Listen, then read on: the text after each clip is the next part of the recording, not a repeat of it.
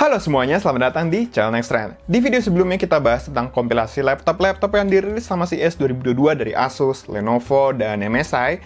Yang line-up-nya tuh banyak banget. Kali ini akan kita bahas adalah Acer, salah satu brand yang cukup favorit di Indonesia yang juga terlibat di acara CES 2022 kemarin dan merilis beberapa produk mulai dari lini gamer sampai konsumer. Apa aja? Bersama gue Bagus, inilah laptop-laptop terbaru yang dirilis di CES 2022 dari Acer. Pertama kita mulai dari gaming dulu ya, yaitu Acer Predator yang merilis 5 produk mulai dari yang termahal, yaitu Predator Triton 500 SE yang sebenarnya sama kayak laptop gaming yang rilis di CES 2022 ini. Acer memperbaharui Triton dengan CPU Intel terbaru generasi ke-12 Alder Lake. Tapi sebagian termahal, Triton 500 SE punya varian tertinggi dengan Intel i9, RTX 3080 Ti, RAM 32GB LPDDR5, dan penyimpanan 2TB.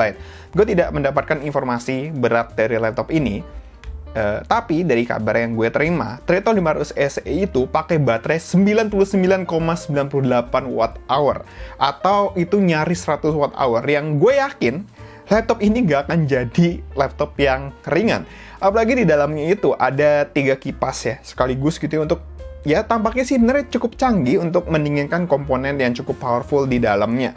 Tapi laptop ini tidak seperti sejumlah pesaingnya yang mengadopsi layar 17 inch. Triton 500 dia cuma satu varian aja, dia mengadopsi layar 16 inch meskipun sudah resolusinya WQXGA 100% DCI P3 dan refresh rate-nya mencapai 240 Hz.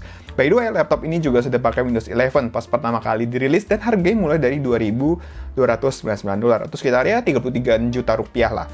Ya cukup oke lah harganya ya. Lalu yang di bawahnya itu ada line up Predator Helios 300 yang secara ukuran dia sedikit lebih kecil, yaitu 15,6 inch QHD atau 1440p dengan refresh rate 165 Hz.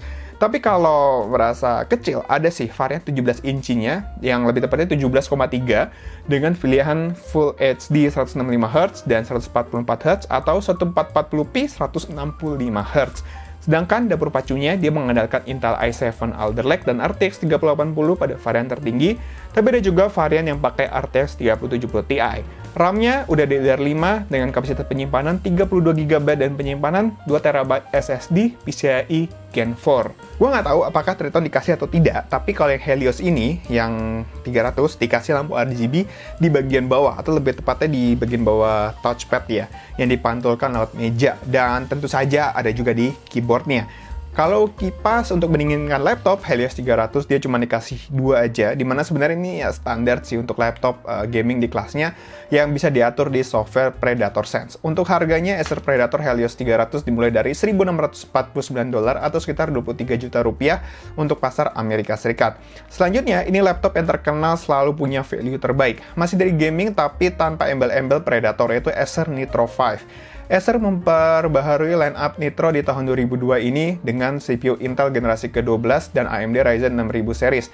Sebenarnya keduanya memiliki desain dan spek yang mirip, ada perbedaan di CPU yang digunakan, sehingga ada perbedaan juga di dukungan RAM dan penyimpanan yang cukup membuat gue sejujurnya bingung kenapa bisa ada perbedaan kayak gini. Keduanya, dia punya dua versi layar, yaitu 17,3 inch dan 15,6 inch. Terus ada dua varian resolusi, yaitu QHD 165 Hz dan Full HD 144 Hz. GPU-nya juga up to RTX 3070 Ti. Dukungan RAM ada yang beda. Kalau Intel DDR4 32GB, sedangkan AMD bisa 32GB tapi DDR5. Sedangkan untuk penyimpanan, versi Intel mendukung dua penyimpanan PCIe 4.0 dan satu SATA buat hard disk ya.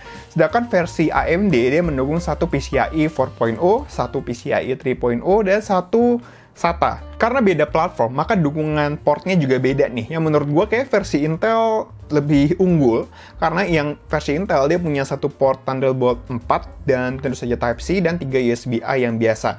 Sedangkan AMD dia nggak punya Thunderbolt 4, adanya USB-C 4 ya, generasi keempat, dan port Thunderbolt 3, tapi keduanya dapat headphone jack dan port buat LAN. Kalau untuk gaming, Acer sudah itu aja ya dari CES 2022. Tapi yang paling menarik itu justru menurut gua ada di bagian konsumer. Mereka merilis versi terbaru dari Swift X. Gue sebenarnya cukup senang dengan laptop ini, tapi sayangnya yang kemarin itu cuman versi AMD Ryzen 5 yang masuk Indonesia. Gue nunggu Ryzen 7 tuh nggak masuk ya, nggak tahu kenapa. Tapi Acer secara global dia baru memperkenalkan generasi terbaru yang menggunakan CPU Intel generasi ke-12. Tapi yang versi Intel ini pun juga punya dua versi, terutama dari ukurannya ya. Yang pertama itu dia 14 inci dengan SKU SFX 14-51G dan 16 inch dengan SKU SFX 16-52G. Yang spesial tentu saja adalah GPU yang digunakan. Meskipun dia ada di persaingan laptop consumer, Acer Swift X kali ini dilengkapi dengan GPU RTX 3050 Ti untuk yang versi 14 inch, sedangkan yang 16 inch dia akan pakai namanya Intel Arc Graphics, sebuah GPU discrete buatan Intel yang sayangnya ya, gue juga masih buta sih dengan performanya. Apakah dia akan lebih baik dari RTX 3050 Ti? Kalaupun iya, apakah dia sudah dioptimalisasi dengan sejumlah software dan game agar hasilnya maksimal? Gue kayaknya perlu research ulang dulu sih mengenai hal ini. Tapi setidaknya, Acer Swift X sudah dilengkapi dengan RAM LPDDR5, storage up to 1TB, dan pilihan SSD PCIe Gen 3 atau Gen 4. Alasan yang membuat gue suka dengan Acer Swift X ini adalah beratnya. Laptop ini, yang versi 14 inch terutama ya, dia punya GPU RTX, tapi beratnya cuma 1,4 kg. Sedangkan yang versi 16 inci yang pakai Intel Arc, dia masih 1,7 kg. Gue sih penasaran, dan sepertinya gue mau beli kalau masuk Indonesia dengan harga di bawah 15 juta rupiah. Itulah sejumlah laptop yang dirilis oleh Acer selama CES 2022. Kebanyakan memang laptop gamingnya, tapi justru yang paling menarik perhatian gue itu adalah Swift X. Mengingat umur yang semakin tua, bawa laptop gaming berat itu jadi halangan tersendiri buat gue. Laptop yang bawa performa tinggi di badan yang kecil seperti Swift X itu jadi laptop yang lebih cocok kayaknya buat gue. Mana yang kalian suka? Tulis di kolom komentar ya. Kalau misalkan ada kelewat, gue mohon maaf. Boleh tulis juga di kolom komentar, nanti akan gue bahas di video lain.